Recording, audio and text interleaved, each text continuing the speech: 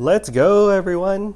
Today, we're unboxing a CeraVe Moisturizing Cream, 19 ounce. We're gonna see again if this one has a seal in it or not. I know you guys are all interested in that, the drama behind which CeraVe Moisturizing Creams have seals and which ones don't.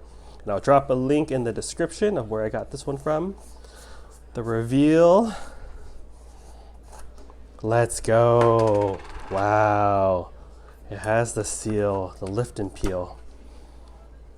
Wow. Look how creamy it looks. Look at this. Look at this texture. So shiny. Shines bright like a diamond. Let's try some of this now. Wow. So thick and creamy for my super dry hands. Oh yeah. Feels good. There you have it. Again, I think I know the pattern now. And the link in the description, the video description below, in this very video is where I buy mine from. That seems to have the seal on it pretty much every single time I get it. So check it out. Please drop a comment in the video below. Let me know what you think and if yours has a seal on it. So maybe it's just the 19-ounce ones that have it. Don't know why they haven't standardized this, but yeah, I do like the ones with the seal.